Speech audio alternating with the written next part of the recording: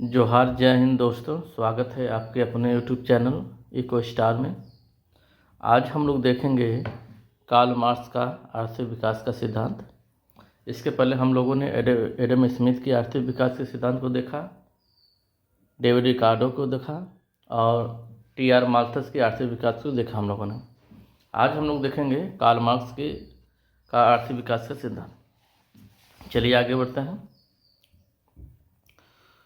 Karl Marx ने अपनी पुस्तक दास कैपिटल में पूंजीवाद के विनाश एवं समाजवाद तथा साम्यवाद की स्थापना के रूप में अपने आर्थिक विकास की मार्क्सवादी प्रक्रिया का विश्लेषण किया है।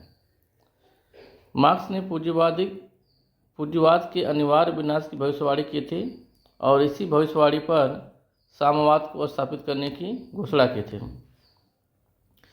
मार्क्सवादी विश्लेषण पूंजीवादी विकास प्रक्रिया का गंभीरतम एवं अत्यंत सूक्ष्म निरीक्षण है। पूर्व में रूस, चीन तथा अन्य साम्यवादी देशों की नीतियों के निर्माण में इसका गंभीरतम प्रभाव पड़ा है। मार्क्सवादी आर्थिक विकास के सिद्धांत के प्रमुख पहलू निम्न हैं। आइए मुख्य बातों पर हम लोग गौर करते हैं। अतिरेक मूल्य। अतिरेक मूल्य क्या है, इसको हम लोग समझते हैं।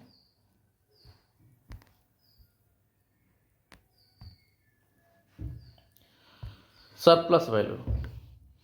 मार्क्स अपने अतिरेक मूल्य सिद्धांत का प्रयोग पूंजीवाद के अंतर्गत वर्ग संघर्ष अर्थात पूंजीपतियों एवं श्रमिकों के बीच संघर्ष के आर्थिक आधार के रूप में करता है।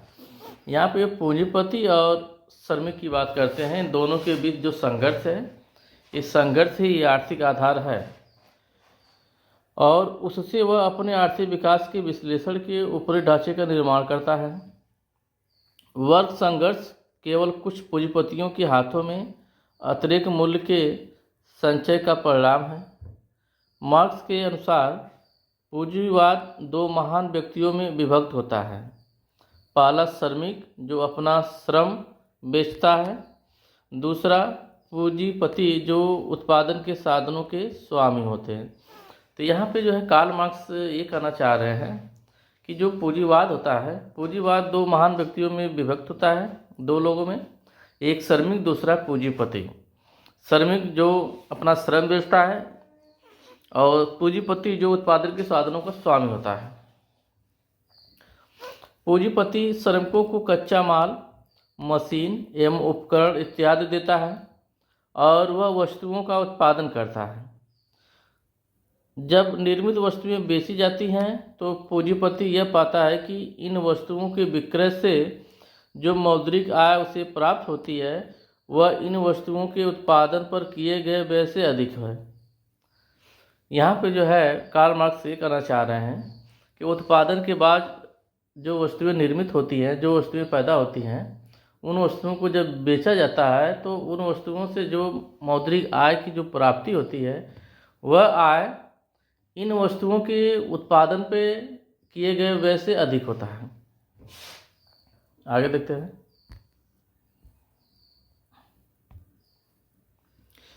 इस प्रकार पूंजीपति के इस आय व व्यय के अंतर को अतिरेक मूल्य कहते हैं। आय और व्यय का जो अंतर, इसी को अतिरेक मूल्य कहा गया। मार्क्स के अनुसार पूंजीपतियों के इस अतिरेक मूल्य का कारण कच्चा माल, मशीन या उपकरण इत्यादि नहीं है, क्योंकि इनके द्वारा उत्पादन में जितना योगदान किया जाता है उतना ही पूंजीपति इन पर व्यय करता है। अतः अतिरेक मूल्य सिर्फ श्रमिकों से उत्पन्न होता है। यहाँ पे मार्क्स ये कहना चाह रहे हैं कि जो अतिरेक मूल्य है ये सिर्फ श्रमिकों से ही उत्पन्न होता है। बाकी जो साधन हैं, जो कच्चे माल हैं, उनका जितना योगदान है उन पर उतना व्यय कर दिया गया है, क्योंकि श्रमिकों के द्वारा कुल उत्पादन में जितना योगदान किया जाता है उससे बहुत कम, यानी जीवन निर्वाह मूल्य के बराबर श्रमिकों पर पूंजीपतियों द्वारा व्यय किया जाता है। यहाँ पे कार्ल मार्क्स ये कहना चाह रहे हैं कि श्रमिकों का रियल में जितना योगदान होता है उतना उनको मूल्य नहीं दिया जाता है, बल्कि उससे कम मूल्य दिया जाता है। ऐसी स्थिति में जो अंतर आता है वही अतिरेक मूल्य है। श्रमिकों के निर्वाह के लिए आवश्यक वस्तुओं का मूल्य कभी श्रमिक के द्वारा किए गए उत्पादन मूल्य के बराबर नहीं होता।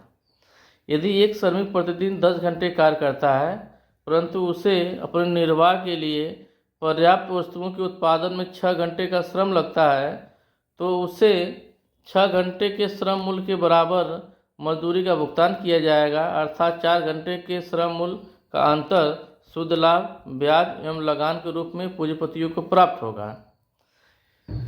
तो यहाँ पे कार्ल मार्क्स ये करना चाह रहे हैं कि यदि कोई श्रमिक 10 घंटा कार्य करता है तो उसे 10 घंटे की मजदूरी नहीं दी जा रही है, बल्कि उसे जो है 6 घंटे का मजदूरी दिया जा रहा है। तो जो 4 घंटे का गैप आ रहा है, 4 घंटे की जो मजदूरी बच जा रही है वही जो है अतिरिक्त मूल्य है। आगे मार्क्स इस बिना मजदूरी के काम को अतिरिक्त मूल्य कहता है। उस अतिरिक्त श्रम को जिसके बदले उसे भुगतान नहीं किया जाता, मार्क्स उसे अतिरिक्त श्रम कहता है।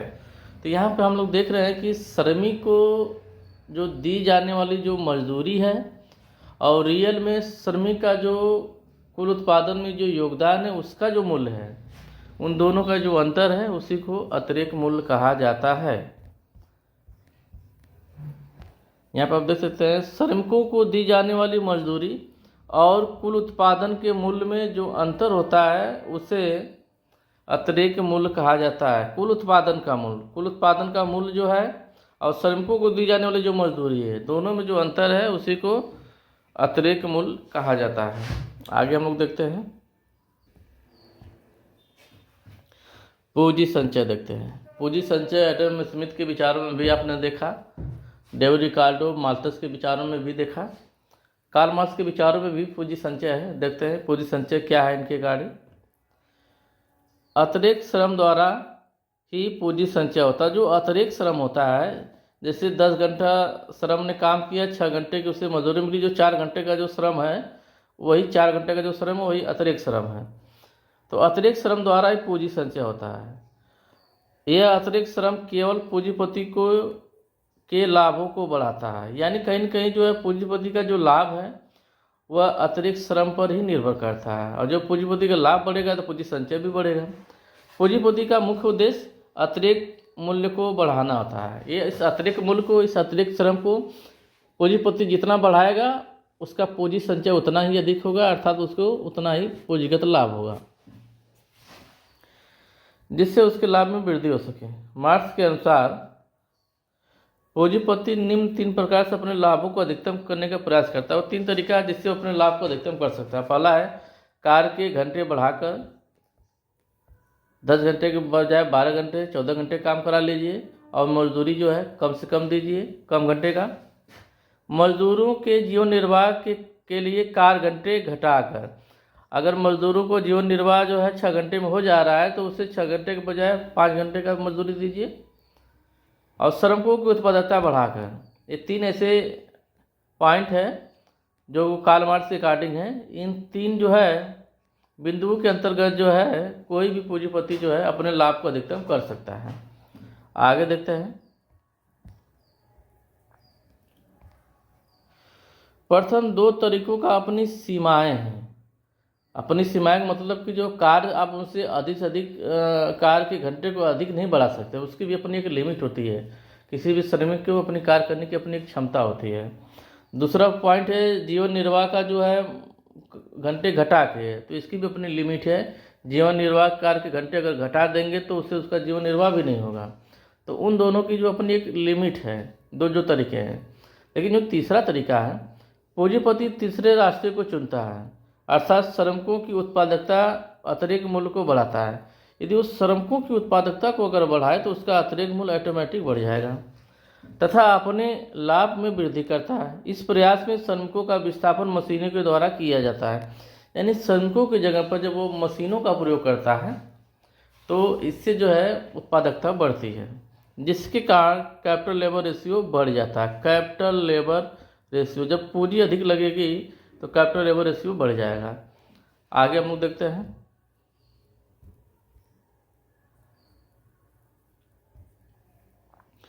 स्थिर पूंजी क्या है, परिवर्ती पूंजी क्या है और अतिरिक्त मूल्य क्या है एवं लाभ के मध्य संबंध, चारों के बीच क्या संबंध, इसको हम लोग समझते हैं। मार्क्स ने अपने सिद्धांत में पूंजीवादी विकास प्रक्रिया के दौरान लाभ की उत्पत्ति को समझाने तथा मजदूरी एवं लाभ के मध्य संबंध का विश्लेषण करने के लिए पूंजी को स्थिर पूंजी, परिवर्ती पूंजी में विभाजित किया। यहाँ पर जो है मार्क्स ने जो है पूंजी को जो है स्थिर पूंजी और परिवर्तनशील पूंजी में विभाजित करते हैं। स्थिर पूंजी को जो सी से व्यक्त करते हैं, परिवर्तनशील पूंजी को भी से व्यक्त करते हैं। मार्क्स ने स्टॉक, कच्चे माल या मशीनी उपकरणों में निवेशित पूंजी को स्थिर पूंजी की संज्ञा दी है। तो यहाँ पे कार्ल मार्क्स जो है स्टॉक, कच्चे माल और मशीनीकृत इन तीनों में जो निवेश किया जाता है जो पूंजी, इसको जो है कार्ल मार्क्स जो है स्थिर पूंजी की संज्ञा देते हैं। हालांकि जो कच्चा माल है ये स्थिर पूंजी में नहीं आता है, लेकिन कार्ल मार्क्स के अकॉर्डिंग ये कहते हैं कि स्टॉक, कच्चे माल और मशीनों में जो हम जो निवेश करते हैं वो हमारा स्थिर पूंजी होता है, जो श्रमिकों की उत्पादकता बढ़ाने में प्रत्यक्ष रूप से सहायक होती है। दूसरी ओर श्रमिकों पर मजदूरी के रूप में व्यय की गई पूंजी को मार्क्स परिवर्ती पूंजी कहते हैं। श्रमिकों पर जो मजदूरी जो व्यय की जाएगी, उनको जो मजदूरी दी जाएगी, उसको जो है कार्ल मार्क्स जो है परिवर्तनशील मजदूरी कहते हैं, परिवर्ती पूंजी कहते हैं। और परिवर्ती पूंजी को भी से यानी वेरिएबल और स्थिर पूंजी को सी से। आगे देखते हैं।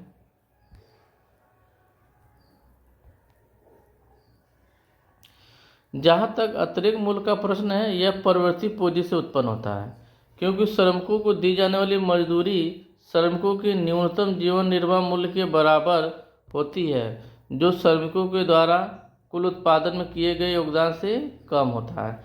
यहाँ पे कार्ल मार्क्स ये कहना चाह रहे हैं कि जो अतिरिक्त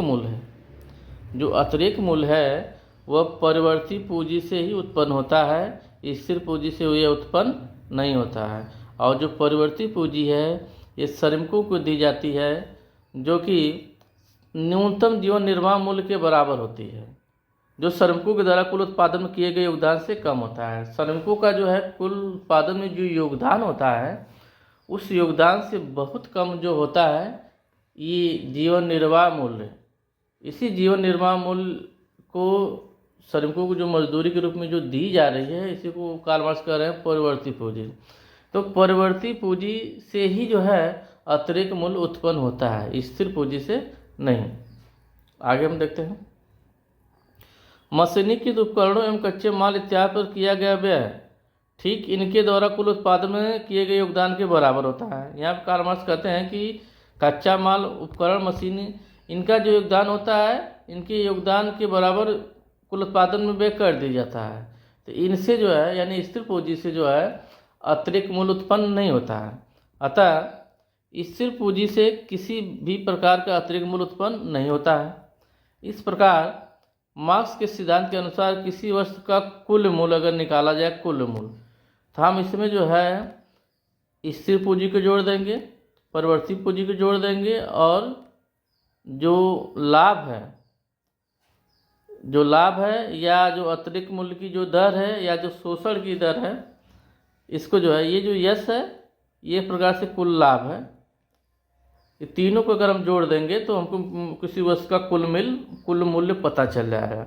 सी की जो कि स्थिर मूल्य है, ये परिवर्ती मूल्य है, और ये यश जो है ये कहीं न कहीं ये लाभ है पूंजीपतियों का। तीनों को जोड़ देंगे तो पता चल जाएगा कि किसी वस्तु का कुल मूल्य कितना है। आगे देखते हैं। यहाँ पे कुछ फार्मूले आप देख सकते हैं। पूंजी की संगठित जैविक या आंगिक संरचना, पूंजी की संगठित जैविक या आंगिक संरचना को जो है C/C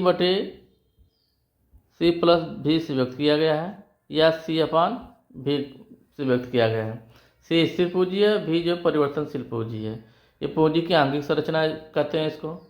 अतिरिक्त मूल्य की अगर दर निकालना हो या शोषण की दर निकालना हो तो वह S/V है। क्या है? S/V। ये परिवर्तनशील पूंजी है, इसी से जो है अतिरिक्त मूल्य उत्पन्न होता है। अगर लाभ की दर निकालना हो तो इसके लिए सूत्र है S/C प्लस V। 3 फार्मूले जो कार्ल मार्क्स बताते हैं। आगे हम लोग देखते हैं। उपर्युक्त समीकरणों से स्पष्ट है लाभ की दर। लाभ की दर का मतलब हुआ हमारा जो है यस बटे सी प्लस भी। अतिरेक मूल्य की दर, अतिरेक मूल्य की दर यानी शोषण की दर है यस अपान भी है के दर के साथ सीधा संबंध रखती है। यानी जो लाभ की दर है और अतिरिक्त मूल्य की जो दर है, इन दोनों के बीच जो है एक प्रकार से सीधा संबंध है, सीधा संबंध है।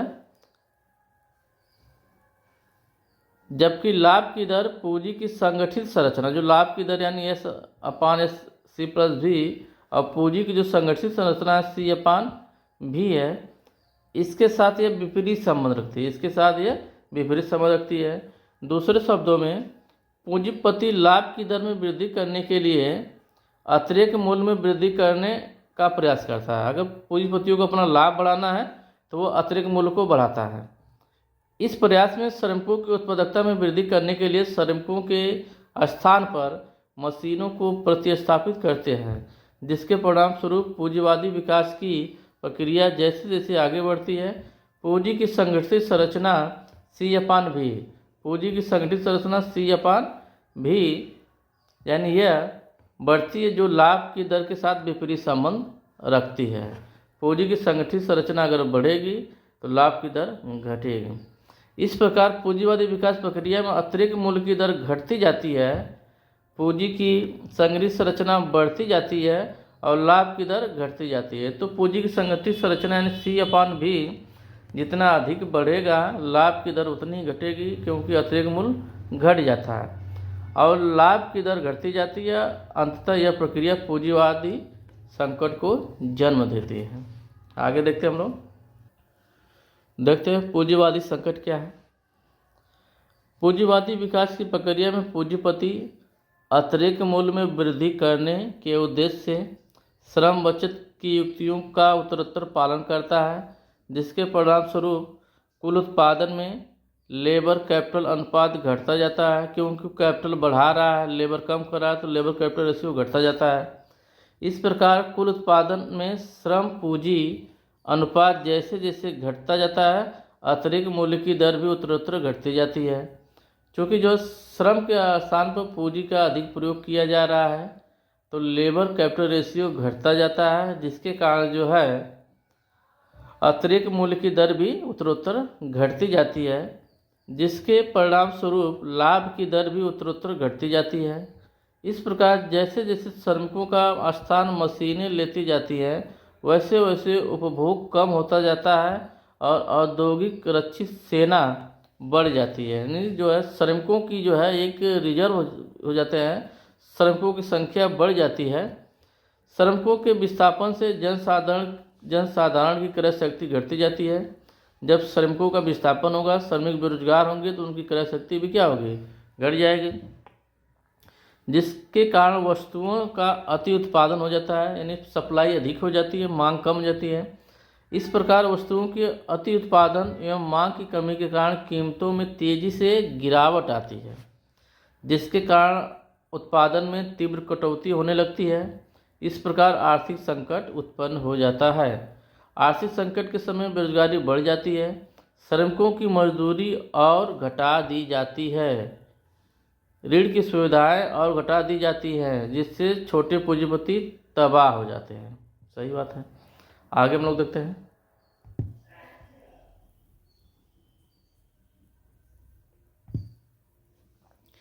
मार्क्स के अनुसार पूंजीवादी संचय की यह ऐतिहासिक प्रवृत्ति है। पूंजीवादी संचय के इस सामान्य नियम की व्याख्या करने में मार्क्स ने पूंजीवादी व्यवस्था के अंततः सर्वहारा क्रांति के समाजवादी एवं साम्यवादी समाज के रूप क्रांतिकारी रूपांतरण की आवश्यकता एवं अनिवार्यता की व्याख्या की है। पूंजीवादी संकट की चरम स्थिति में अंततः सर्वहारा वर्ग क्रांति लाता है, जिसके परिणाम स्वरूप सर्वहारा वर्ग की तानाशाही स्थापित हो जाती है। पूंजीपतियों के संरक्षक के रूप में स्थापित राज्य नष्ट हो जाते हैं। इस सर्वहारा क्रांति के परिणाम स्वरूप पहले समाजवाद की स्थापना होती है, जिस इसमें व्यक्ति अपनी योग्यता के अनुरूप आय की प्राप्ति करता है। इसके उपरांत समाजवाद की स्थापना होती है, जिसमें व्यक्ति अपनी योग्यता के अनुसार उत्पादन में योगदान देता है तथा अपनी आवश्यकता के अनुसार आय की प्राप्ति करता है। तो ये जो रहा आर्थिक विकास जो है कार्ल मार्क्स का, इस सिद्धांत पर अगर आप देखेंगे तो कहीं न कहीं जो श्रमिकों का जो अतिरिक्त मूल्य है, अतिरिक्त मूल्य ही जो है पूंजीपतियों का लाभ है, पूंजी संचय है। और ये अतिरिक्त मूल्य जितना अधिक होगा, पूंजीपतियों का लाभ उतना ही अधिक होगा और अर्थव्यवस्था में उतना ही निवेश होगा और आर्थिक विकास की गति भी उतनी तेज होगी। लेकिन जैसे जैसे जो है श्रमिकों के स्थान पर मशीनों का प्रयोग होने लगता है तो ये अतिरिक्त मूल्य जो है घटने लगता है, और अतिरिक्त मूल्य जब घटता है तो पूंजीपतियों का लाभ भी घटता है, और घटते घटते जो है जब यही लाभ शून्य हो जाए तो अर्थव्यवस्था स्थिर अवस्था में पहुंच जाती है। तो ये रहा कार्ल मार्क्स का आर्थिक विकास का सिद्धांत। आगे हम लोग देखेंगे दूसरे अर्थशास्त्रियों की आर्थिक विकास को। फिलहाल आज के लिए इतना ही। धन्यवाद। जोहार, जय हिंद दोस्तों, स्वागत है आपके अपने यूट्यूब चैनल इको स्टार में। आज हम लोग देखेंगे शुम्पीटर का आर्थिक विकास का सिद्धांत क्या है। चलिए आगे बढ़ते हैं। जोसेफ एलोई शुम्पीटर ने 1911 में जर्मन भाषा में प्रकाशित अपनी पुस्तक थियरी ऑफ इकोनॉमिक डेवलपमेंट में अपने आर्थिक विकास के सिद्धांत का प्रतिपादन किया है। तो शुम्पीटर का जो आर्थिक विकास का सिद्धांत है, ये जो इनकी पुस्तक थियरी ऑफ इकोनॉमिक डेवलपमेंट में देखने को मिलती है। इस पुस्तक का अंग्रेजी संस्करण जो है 1934 में प्रकाशित हुआ। शुम्पीटर द्वारा लिखी अन्य पुस्तकें जैसे business cycle, capitalism, socialism and democracy 1942 है, जिसमें शुम्पीटर ने अपने आर्थिक विकास के सिद्धांत को अधिक परिष्कृत रूप में प्रस्तुत किया है। तो यहाँ पर हम देख रहे हैं शुम्पीटर की बहुत सारी पुस्तकें हैं और सारी पुस्तकों में जो है कहीं न कहीं आर्थिक विकास की बातें की गई हैं। थियरी ऑफ इकोनॉमिक डेवलपमेंट में भी शुम्पीटर के आर्थिक विकास के सिद्धांत देखने को मिलते हैं। इसके अलावा इनकी जो पुस्तक है business cycles, capitalism, socialism and democracy, इसमें भी जो है आर्थिक विकास के बारे में बात की गई है। आइए देखते हैं शुम्पीटर के आर्थिक विकास सिद्धांत के मुख्य पहलुओं को निम्न बिंदुओं से विश्लेषित किया जा सकता है। बढ़ते हैं आगे।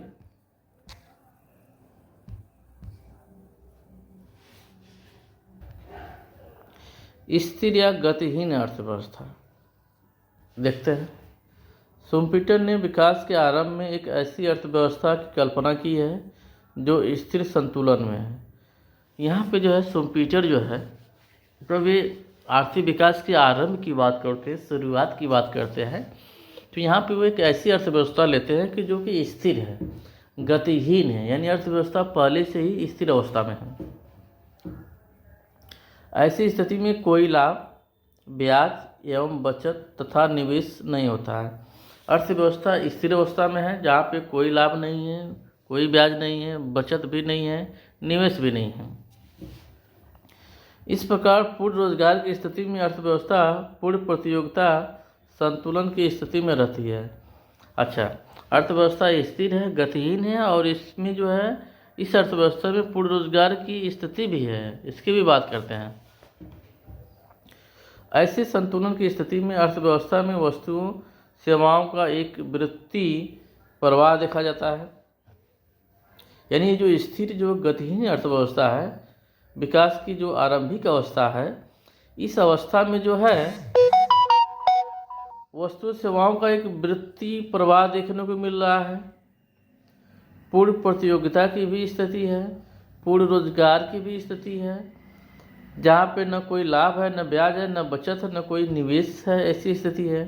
एक कल्पना कर रहे हैं जो प्रतिवर्ष एक ही तरह से आर्थिक गतिविधियों की पुनरावृत्ति करती रहती है। यानी जो प्रोडक्शन जो है पिछले सेशन में हुआ था, पिछले वित्त वर्ष में हुआ था, वही जो है उतना ही उत्पादन अगले वित्त वर्ष में होगा। यानी दोनों ही वित्तीय वर्षों में कोई अंतर नहीं है, सेम पैटर्न पे जो है अर्थव्यवस्था चल रही है। अर्थव्यवस्था भले ही सक्रिय है, लेकिन उस अर्थव्यवस्था के ढांचे में कोई परिवर्तन नहीं हो रहा है। इस आर्थिक प्रणाली में प्रत्येक पूर्ति के लिए समान मांग प्रतीक्षा करती रहती है, जितनी पूर्ति है उतनी ही मांग रहती है। आगे बढ़ते हैं। असंतुलन एवं आर्थिक विकास। शुम्पीटर के अनुसार किसी अर्थव्यवस्था में आर्थिक विकास तब होता है जब उसकी स्थिर वित्तीय अवस्था में असंतुलन उत्पन्न होता है। यहाँ पर शुम्पीटर ये कहना चाहते हैं कि कोई अर्थव्यवस्था जो स्थिर है, गतिहीन है, उसमें आर्थिक विकास तभी होगा जब उसकी स्थिरता को भंग किया जाए, यानी उसमें उस अर्थव्यवस्था में असंतुलन उत्पन्न किया जाए। शुम्पीटर के अनुसार आर्थिक विकास की उत्पत्ति इस वित्तीय प्रवाह की दिशाओं में आकस्मिक एवं अनिरंतर परिवर्तन से उत्पन्न होती है। शुम्पीटर के अनुसार आकस्मिक एवं अनिरंतर परिवर्तन अर्थव्यवस्था पर बाहर से नहीं थोपे जाते, बल्कि ये अर्थव्यवस्था के अंदर की प्रेरणा से उत्पन्न होते हैं तथा अर्थव्यवस्था के विभिन्न उत्पादक क्षेत्रों में प्रकट होते हैं।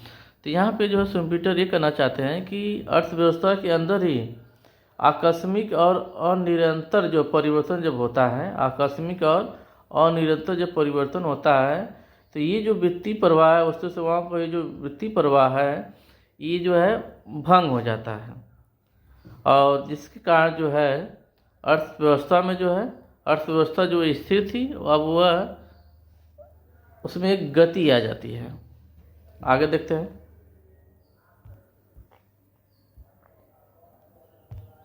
नव परिवर्तन देखते हैं। शुम्पीटर यहाँ पे आप देख रहे हैं कि शुम्पीटर एक बार स्थिर या गतिहीन अर्थव्यवस्था की बात करते हैं। एक ऐसी अर्थव्यवस्था, एक जिसमें न कोई लाभ है, न बचत है, न ब्याज है, न कोई निवेश होता है, लेकिन ऐसी अवस्था जो पूर्ण रोजगार से भी भरी हुई है, पूर्ण संतुलन भी इसमें है, पूर्ण प्रतियोगिता भी है, वस्तु सेवाओं का एक वित्तीय प्रवाह देखा जाता है और समान पूर्ति के लिए समान मांग प्रतीक्षा करती है, जिसको ये स्थिर या गतिहीन अर्थव्यवस्था कहते हैं। फिर कहते हैं कि जब इस स्थिर अवस्था में, इस गतिहीन अर्थव्यवस्था में जो है, जब कोई आकस्मिक एवं अनिरंतर परिवर्तन होता है, और यह आकस्मिक या अनिरंतर जो परिवर्तन है कहीं बाहर से नहीं थोपा जाता, बल्कि अर्थव्यवस्था की अंदर की प्रेरणा से उत्पन्न होते हैं, जिसके कारण जो अर्थव्यवस्था गतिहीन से गतिशील हो जाती है। आगे ये बात करते हैं, नव परिवर्तन की बात करते हैं, देखते हैं। शुम्पीटर के अनुसार किसी स्थिर अर्थव्यवस्था में आकस्मिक एवं अनिरंतर परिवर्तन नव परिवर्तनों से उत्पन्न होते हैं। ये नव परिवर्तन निम्न प्रकार से होते हैं। तो स्थिर अर्थव्यवस्था में ये आकस्मिक और अनिरंतर परिवर्तन हो कहाँ से रहा है, इसके बारे में बात करते हैं कि ये नव परिवर्तनों से उत्पन्न होते हैं, और ये नव परिवर्तन कई प्रकार के हो सकते हैं। नई वस्तुओं सेवाओं का प्रचलन, अर्थव्यवस्था में जब नई वस्तुएं और सेवाओं का प्रचलन आता है तब ये नव परिवर्तन उत्पन्न होता है। या उत्पादन की नई तकनीक का प्रचलन हो जाए अर्थव्यवस्था में, नए बाजार की खोज की जाए, कच्चे माल या मध्यवर्ती वस्तुओं के नए पूर्ति स्रोतों की खोज की जाए, या नए संगठन की खोज की जाए, तो ये सारे जो नव परिवर्तन हैं, इस नव परिवर्तन के जगह जो है के कारण जो है अर्थव्यवस्था में आकस्मिक और अनिरंतर परिवर्तन होता है, जिसके कारण जो अर्थव्यवस्था स्थिर अवस्था गतिहीन अर्थव्यवस्था से गतिशील अर्थव्यवस्था हो जाती है, और जिसके कारण आर्थिक विकास होता है। आगे देखते हैं।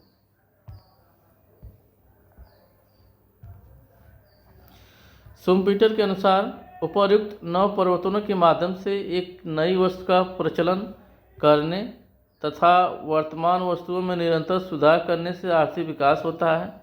ये नव परिवर्तन कार्य उद्यमी करता है, न कि पूंजीपति। यहाँ पे जो नव परिवर्तन होता है ये पूंजीपतियों की वजह से नहीं होता है, बल्कि उद्यमियों की वजह से होता है, उद्यमी की वजह से होता है, साहसी की वजह से होता है।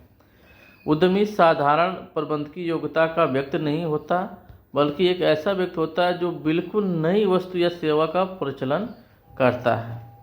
आगे हम लोग देखते हैं।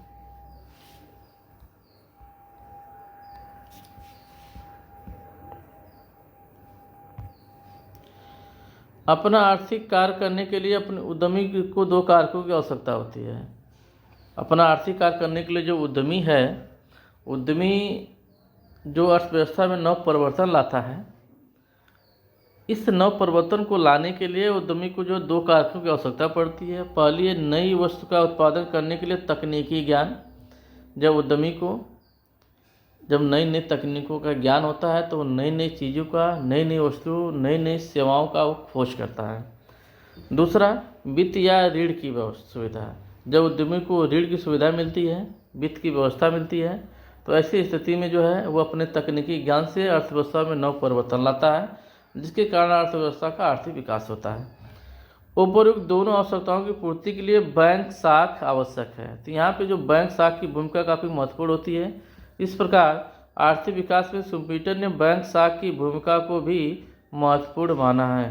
आर्थिक विकास करना है तो बैंक साख भी जरूरी है। आगे देखते हैं, चक्रीय प्रक्रिया देखते हैं। शुम्पीटर के अनुसार आर्थिक विकास एक चक्रीय प्रक्रिया है जिसमें बैंकों का साख निर्माण निवेश के लिए वित्त प्रदान करता है। बैंकों से जो है साख मिलता है जो कि जिससे निवेश होता है। इस निवेश के परिणाम स्वरूप मौद्रिक आय तथा कीमतों में वृद्धि होती है। जब अर्थव्यवस्था में निवेश किया जाता है तो इससे जो मौद्रिक आय बढ़ती है, कीमतों में भी वृद्धि होती है और इस प्रकार अर्थव्यवस्था में गतिशीलता आती है। उपभोक्ताओं की क्रय शक्ति में मौद्रिक आय में वृद्धि के साथ वृद्धि होने से पुराने उद्योगों की वस्तुओं की मांग उनकी पूर्ति की तुलना में बढ़ जाती है। पुराने जो उद्योग हैं उनकी जो मांग है उनकी पूर्ति की तुलना में बढ़ जाती है, जिसके कारण कीमतें बढ़ती हैं तथा लाभ बढ़ते हैं और बैंकों से ऋण लेकर पुराने उद्योगों का विस्तार होता है। इस प्रकार नव परिवर्तन की प्राथमिक लहर से साख विस्तार की द्वितीयक लहर प्रेरित होती है। तो यहाँ पे जो है शुम्पीटर कहना चाहते हैं कि बैंकों से जब साख मिलता है निवेश के लिए, जब अर्थव्यवस्था में निवेश किया जाता है तो इससे जो मौद्रिक आय बढ़ती है, वस्तुओं की कीमतें भी बढ़ती हैं। कीमतें इसलिए बढ़ती हैं कि जो पुराने उद्योग हैं उनकी जो वस्तुएं हैं उनकी मांग बढ़ जाती है पूर्ति की तुलना में, जिसके कारण जो है कीमतें बढ़ जाती हैं। जब कीमतें बढ़ती हैं तो उद्यमी है जो होते हैं उनके लाभ बढ़ते हैं और जो पुराने जो उद्योग हैं वो बैंकों से ऋण लेकर जिससे जो उद्योगों का विस्तार भी होता है। इस प्रकार जो नव परिवर्तन की प्राथमिक लहर से साख विस्तार की द्वितीय लहर प्रेरित होती है, जो नव परिवर्तन की प्राथमिक लहर पर अध्यारोपित हो जाती है। इससे जो है इस साख से जो है दोबारा जो प्रेरणा मिलती है उद्योगों को कि जो है फिर जो है ऋण लिया जाए, फिर विस्तार किया जाए। आगे हम लोग देखते हैं। इस प्रकार कुछ समय के उपरांत नई वस्तुओं का बाजार में आना शुरू हो जाता है। चूँकि अर्थव्यवस्था में निवेश हुआ है, फिर से नया निवेश हुआ है, अर्थव्यवस्था में नई नई वस्तुओं का प्रचलन बढ़ा है, तो जिसके कारण जो नई वस्तुओं का मांग बढ़ रहा है, पुरानी वस्तुओं का विस्थापित करती है। जब अर्थव्यवस्था में नई नई वस्तुएं आती हैं उपभोग की दृष्टि से, तो ऐसी स्थिति में जो पुरानी वस्तुएं होती हैं उनका उपभोग कम हो जाता है, तो पुरानी वस्तुओं की मांग घट जाती है, नई वस्तुओं की मांग बढ़ जाती है। जैसा कि आप वर्तमान समय में देख सकते हैं कि वर्तमान समय में जो नई नई वस्तुएं उत्पादित की जा रही हैं, स्मार्टफोन आ रहे हैं, टैबलेट आ रहे हैं, लैपटॉप आ रहे हैं, नई नई गाड़ियाँ आ रही हैं, तो उपभोग की जो नए नए संसाधन जो आ रहे हैं इनकी मांग बढ़ रही है। वहीं जो पुराने जो संसाधन थे, जो पुरानी जो वस्तुएं हैं उनकी मांग कम हो जाती है। जब पुरानी वस्तुओं की मांग कम होगी तो उनकी कीमतें भी घटेंगी। परिणाम स्वरूप पुरानी फर्में उत्पादन घटा देंगी। जो पुरानी फर्में हैं, जो पुराने उद्योग हैं जो कि पुरानी वस्तुएं बनाते हैं, जब उनकी मांग घटेगी, कीमतें घटेंगी, तो जाहिर सी बात है कि ये उद्योग बंद भी हो सकते हैं।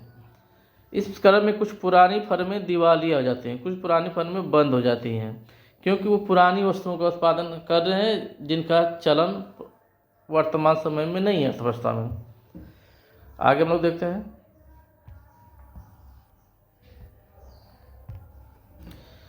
इस क्रम में नवप्रवर्तक भी अपने लाभों में से जब बैंक का ऋण वापस करना शुरू करते हैं तो अर्थव्यवस्था में मुद्रा की मात्रा घट जाती है। जो नवप्रवर्तन है, जो उद्यमी है, जब बैंकों से जो ऋण लिए होते हैं, जब वो ऋण की वापसी करते हैं तो अर्थव्यवस्था में मुद्रा की पूर्ति घट जाती है। जब मुद्रा की पूर्ति घटेगी तो कीमतें भी गिरने लगती हैं, लाभ कम हो जाते हैं तथा अनिश्चितता एवं जोखिम बढ़ जाते हैं। इनके परिणाम स्वरूप नवप्रवर्तन की प्रेरणा घटती है और अंत में शून्य हो जाती है। अब ये बात करते हैं कि जो है अब नवप्रवर्तन कम हो गया, वो शून्य हो गया जो है, क्योंकि जो उद्यमी थे, जो नवप्रवर्ती थे, वे बैंकों का जो साख है, जो ऋण है, वो वापस शुरू कर देते हैं, जिससे अर्थव्यवस्था में मुद्रा की पूर्ति घट जाती है, जिसके कारण कीमतें घटती हैं। जब कीमतें घटेंगी तो उद्यमियों को, व्यवसायियों को, उद्योगपतियों को हानि होगी, उनका लाभ कम हो जाएगा। इस प्रकार अर्थव्यवस्था में मंदी आ जाती है। मंदी का मतलब है कीमतें का गिरना। वस्तु सेवाओं की कीमतें जब गिरती हैं तो वही मंदी की अवस्था है। शुम्पीटर पूंजीवादी की इस प्रक्रिया को सृजनात्मक विनाश कहते हैं, क्रिएटिव डिस्ट्रक्शन कहते हैं, जिसमें समाज के पुराने आर्थिक ढांचे निरंतर नष्ट होते रहते हैं और उनके स्थान पर नए ढांचे लगातार निर्मित होते रहते हैं। तो ये रहा जो है शुम्पीटर का आर्थिक विकास का सिद्धांत, जिसमें ये जो है स्थिर या गतिहीन अर्थव्यवस्था की बात करते हैं कि प्रारंभ में कोई भी अर्थव्यवस्था जो होती है वो प्रारंभ में स्थिर या गतिहीन अर्थव्यवस्था होती है। और इस गतिहीन अर्थव्यवस्था में जब नव परिवर्तन लाया जाता है, असंतुलन लाया जाता है, आकस्मिक एवं अनिरंतर परिवर्तन होता है, तब इस ऐसी अर्थव्यवस्था में गतिशीलता आती है। और इस अर्थव्यवस्था में जो नव परिवर्तन आता है ये उद्यमी की वजह से आता है, और उद्यमी को नव परिवर्तन लाने के लिए कुछ कारकों की जरूरत पड़ती है, जैसे नई वस्तुओं का उत्पादन करने के लिए तकनीकी ज्ञान की और बैंक साख की। नव परिवर्तन उद्यमी जो लाता है, उद्यमी अपने इस नई तकनीकी ज्ञान और ऋण की सुविधा से जो है अर्थव्यवस्था में नव परिवर्तन लाता है। और इस प्रक्रिया में जो है जब बैंकों से ऋण मिलता है तो अर्थव्यवस्था में निवेश होता है, अर्थव्यवस्था में मुद्रा की पूर्ति बढ़ती है। जब मुद्रा की पूर्ति बढ़ती है तो वस्तुओं सेवाओं की कीमतें भी बढ़ती हैं। इससे जो है उद्यमियों को, व्यवसायियों को लाभ भी होता है। और अर्थव्यवस्था में जो मौद्रिक जब प्रवाह होता है, जो पुराने जो उद्योग हैं वो बैंकों से साख लेकर जो है, बैंकों से साख की सुविधाएं लेकर नई नई वस्तुओं का उत्पादन करते हैं, तो अर्थव्यवस्था में नई नई वस्तुओं का प्रचलन बढ़ता है। लेकिन जो अर्थव्यवस्था में पुरानी वस्तुएं हैं उनकी मांग घट जाती है, जिसके कारण उनकी कीमतें घटती हैं। ऐसी स्थिति में जो पुरानी फर्में हैं वो बंद भी हो सकती हैं, वो दिवालिया भी हो सकती हैं। लेकिन जो नई फर्में हैं, जो नए उद्योग हैं, जो नई नई वस्तुओं का उत्पादन कर रहे हैं, ये अर्थव्यवस्था में जो एक प्रकार से नव परिवर्तन लाते हैं, अर्थव्यवस्था में गतिशीलता लाते हैं। लेकिन जो है एक समय ऐसा आता है कि जब नव परिवर्तक उद्यमी बैंकों को अपना साख, बैंकों को ऋण जो है जमा करने लगता है। जब ऋण वापस करने लगता है तो अर्थव्यवस्था में मुद्रा की पूर्ति घट जाती है, जिसके कारण कीमतें भी घटती हैं, यानी अर्थव्यवस्था में मंदी की स्थिति उत्पन्न हो जाती है। अर्थव्यवस्था में सृजनात्मक विनाश की स्थिति उत्पन्न हो जाती है, जो निरंतर चलती रहती है और इनके स्थान पर नए ढांचे लगातार निर्मित होते रहते हैं। तो ये रहा शुम्पीटर का आर्थिक विकास का सिद्धांत। कल हम लोग बात करेंगे जो है केन्स के आर्थिक विकास का सिद्धांत। आज के लिए इतना ही, धन्यवाद। जोहार, जय हिंद दोस्तों, स्वागत है आपके अपने YouTube चैनल इको स्टार में। आज हम लोग देखेंगे केन्स का आर्थिक विकास का सिद्धांत देखेंगे क्या है। जेएम केन्स ने, जॉन मेनार्ड केन्स ने अपनी आय व रोजगार निर्धारण के सिद्धांत के माध्यम से किसी अर्थव्यवस्था के आर्थिक विकास के मूल तत्वों का विश्लेषण किया है। यानी यहाँ पे जो केन्स जो है आर्थिक विकास में जो है ये आय और रोजगार की बात करते हैं। केन्स के अनुसार किसी अर्थव्यवस्था का आय व रोजगार स्तर एक दूसरे का पर्याय है, और इस क्रम में केन्स ने आय एवं रोजगार स्तर को किसी अर्थव्यवस्था के विकास का महत्वपूर्ण संकेतक माना है। यहाँ पर केन्स जो है किसी अर्थव्यवस्था के आर्थिक विकास का जो महत्वपूर्ण जो तत्व है, जो महत्वपूर्ण संकेतक है, वह आय और रोजगार को मानते हैं। इस संदर्भ में किसी अर्थव्यवस्था के आर्थिक विकास तथा आय एवं रोजगार के स्तर में सीधा संबंध होता है। यानी आय और रोजगार का स्तर अगर बढ़ता है तो अर्थव्यवस्था में आर्थिक विकास भी होता है। तो आय एवं रोजगार तथा आर्थिक विकास के बीच सीधे संबंध की बात करते हैं केन्स। कहते हैं कि किसी भी अर्थव्यवस्था में आय और रोजगार का जब स्तर बढ़ता है तो अर्थव्यवस्था में आर्थिक विकास होता है। आगे हम लोग देखते हैं।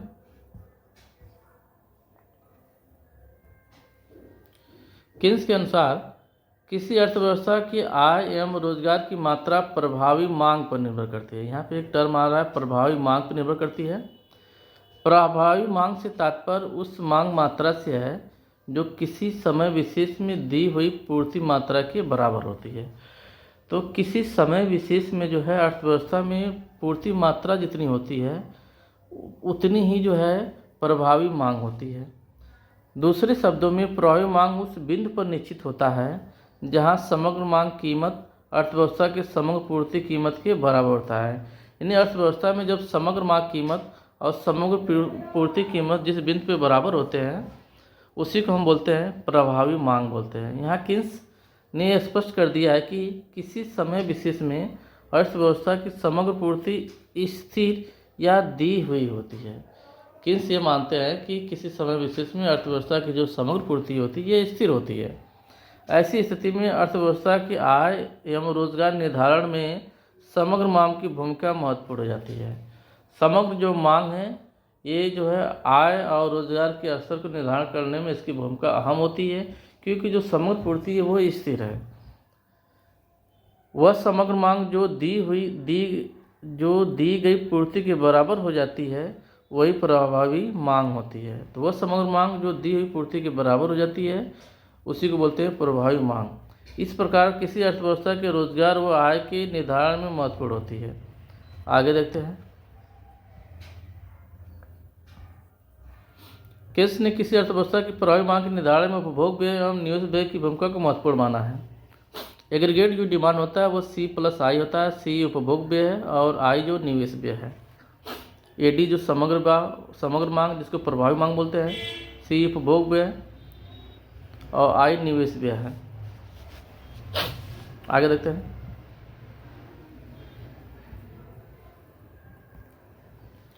किन्स के अनुसार किसी अर्थव्यवस्था की उपभोग मांग उपभोग प्रवृत्ति पर निर्भर करती है।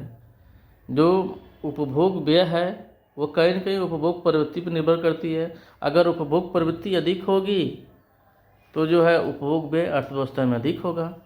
सामान्य तौर पर उपभोग प्रवृत्ति ऐसी होती है कि जिस अनुपात में आय में वृद्धि होती है उपभोग में वृद्धि उससे कम अनुपात में होती है। यहाँ पे किन्स ये कहते हैं कि व्यक्ति का जब आय बढ़ता है तो उसका उपभोग भी बढ़ता है, लेकिन जिस अनुपात में आय में वृद्धि होती है उससे कम अनुपात में उपभोग में वृद्धि होता है। इस प्रकार उपभोग व्यय एवं आय के बीच अंतर उत्पन्न हो जाता है। कहने का मतलब है कि यदि आय में 2 गुने की वृद्धि हो रही है तो उपभोग में 2 गुने से कम की वृद्धि होती है। मान लेते हैं कि 1.5 गुने की वृद्धि होती है तो ऐसे में 0.5 का अंतर आ जाएगा। दूसरे शब्दों में उत्पादन में हुई वृद्धि की तुलना में उपभोग व्यय के रूप में मांग कम होती है, जो अर्थव्यवस्था में अति उत्पादन को जन्म देती है। अर्थव्यवस्था में आय में वृद्धि हो रही है लेकिन जो है उपभोग में वृद्धि थोड़ी कम हो रही है, तो ये जो अंतर है ये अंतर कहीं न कहीं अति उत्पादन को जन्म देता है। अर्थात सामान्य उपभोग प्रवृत्ति के कारण अर्थव्यवस्था में मांग की कमी उत्पन्न हो जाती है, क्योंकि उपभोग व्यय जो है कुल आय में जो वृद्धि हुई है उसकी तुलना में कम है, जो उत्पादकों को हतोत्साहित करती है। अतः किन्स का मानना है कि आय व उत्पादन एवं उपभोग मांग के बीच के अंतर को निवेश मांग के द्वारा पूरा किया जाता है। यानी जो है ये जो अंतर है आय और रोजगार का जो स्तर है और उपभोग का जो स्तर है, इन दोनों में जो अंतर है इस अंतर को जो है निवेश मांग के द्वारा पूरा किया जा सकता है।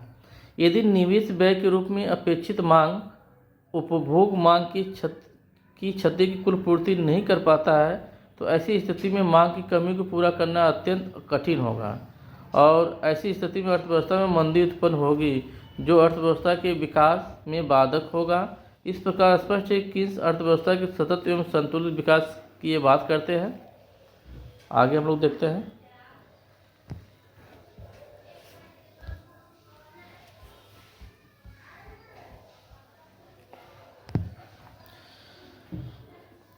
अर्थव्यवस्था के सतत एवं संतुलित विकास के लिए निवेश की भूमिका को महत्वपूर्ण मानते हैं।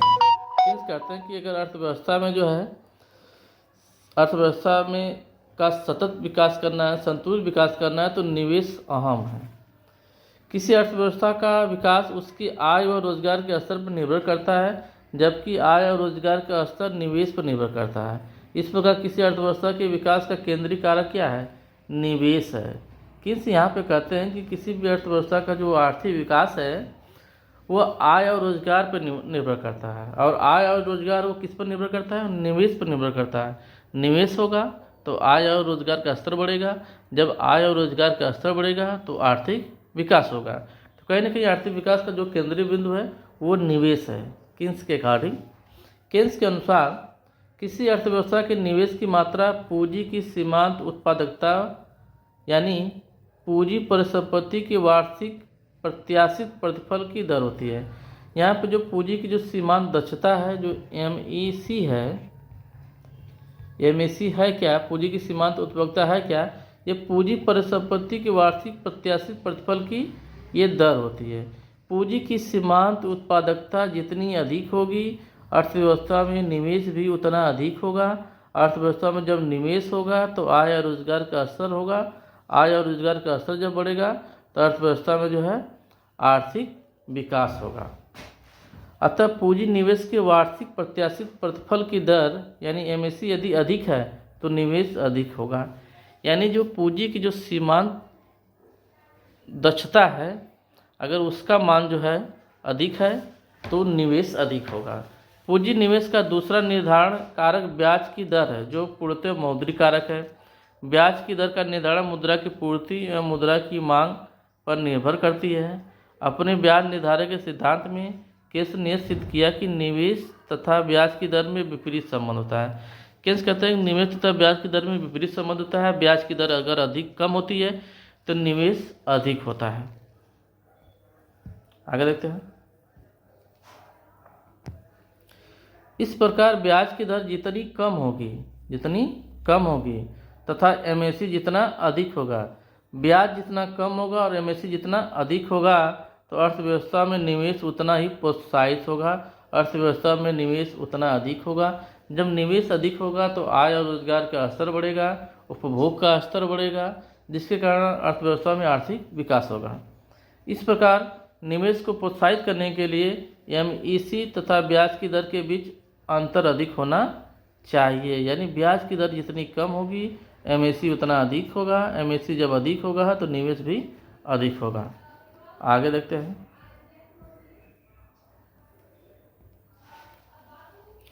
निवेश में आरंभिक वृद्धि से आय बढ़ती है और बढ़ी हुई आय से उपभोग वस्तुओं के लिए अधिक मांग होती है, जिसके परिणामस्वरूप आय और रोजगार में और अधिक वृद्धि होती है। यह प्रक्रिया संचयी बन जाता है। परिणामस्वरूप निवेश में की गई आरंभिक वृद्धि उपभोग प्रवृत्ति के माध्यम से आय में गुणक वृद्धि करती है। निवेश तथा आय के मध्य इस संबंध को केन्स निवेश गुणक कहते हैं कि जब हम निवेश में वृद्धि करते हैं तो इससे जो है आय में वृद्धि होती है, और इसी को बोलते हैं गुणक। निवेश गुणक के दिए हुए होने पर कुल रोजगार एवं आय तथा निवेश के मध्य एक संबंध स्थापित हो जाता है। डेल्टा वाई बराबर 1/1 - MPC इंटू डेल्टा आई। यहाँ से अगर के का मान निकालेंगे तो यही आएगा delta Y upon delta I आएगा। तो निवेश के कारण आय में जो वृद्धि होती है उसी को बोलते हैं निवेश गुणक बोलते हैं। यहाँ से जब हम डेल्टा वाई का मान निकालेंगे तो हो जाएगा के डेल्टा आई। तो अर्थव्यवस्था में जितना निवेश किया जाता है उससे जो है कुछ गुना जो है अर्थव्यवस्था में आय और रोजगार का स्तर बढ़ता है। आगे देखते हैं। इस प्रकार केन्स ने अपने रोजगार व आय निर्धारण के सिद्धांत में यह निष्कर्ष दिया है कि जब किसी अर्थव्यवस्था में निवेश में आरंभिक वृद्धि डेल्टा आई के बराबर की जाती है तो उस अर्थव्यवस्था की आय एवं रोजगार के स्तर में के डेल्टा आई के बराबर वृद्धि होती है। इसको आप ऐसे समझ सकते हैं कि के बराबर होता है डेल्टा वाई अपान डेल्टा आई।